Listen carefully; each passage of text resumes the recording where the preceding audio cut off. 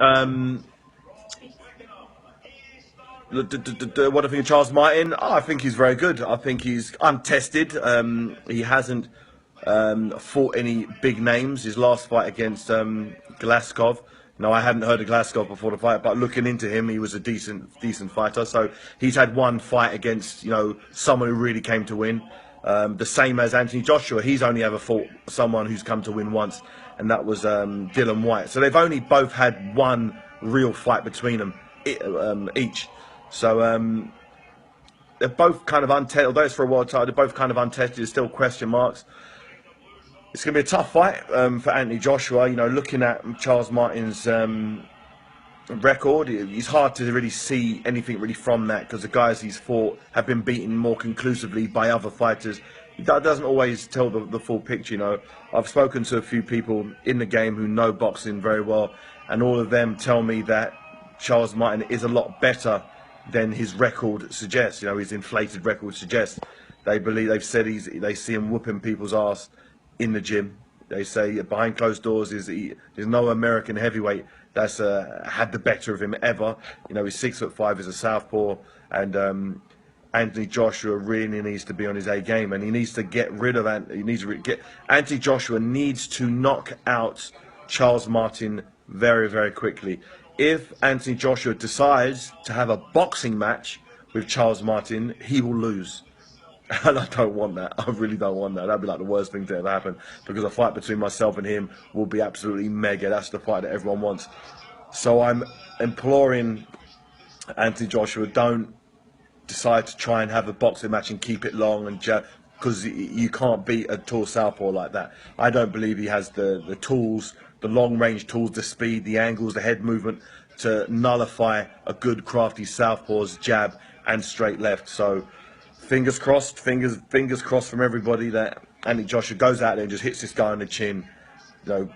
Hits the guy cold in the first round. The guy's never been in that position before, doesn't know what to do, and gets banged out. That's what I'm hoping. I'm praying for this.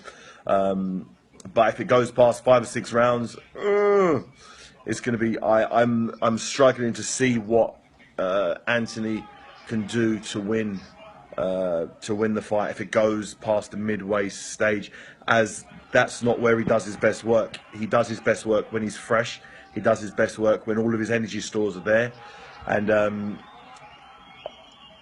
we saw against Dylan White that his energy stores got burnt out pretty quick, and his feet slowed down, his hands slowed down, and but fortunately he did enough damage to Dylan White where that didn't matter. Dylan White couldn't keep any constant pressure on him. So very good fight, exciting fight. I'm really looking forward to that one, April 9th. Make sure you watch that one on Sky Box Office. It's going to be another cracker of a fight. I'm not sure who's on the undercard, but just that fight alone for the IBF heavyweight title, I'm thinking I'll probably be working for Sky, calling that fight. I'll be there ringside, screaming and shouting for Anthony to win that fight. I really wanted to win that. Everybody in Britain wants to win it. He deserves it. He's taken a big risk after 15 fights. A lot of people would have at least had him get in the ring with someone who's a southpaw, or had some. The only problem I found for Anthony Joshua is the fact that all of the good southpaws that he could use.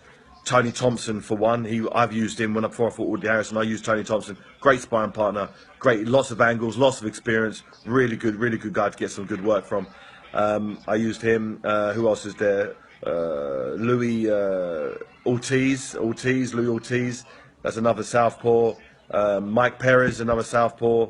All of these guys aren't available, which is a bit of a shame for him, because he could use some world-class southpaws in camp of him to prepare him for this southpaw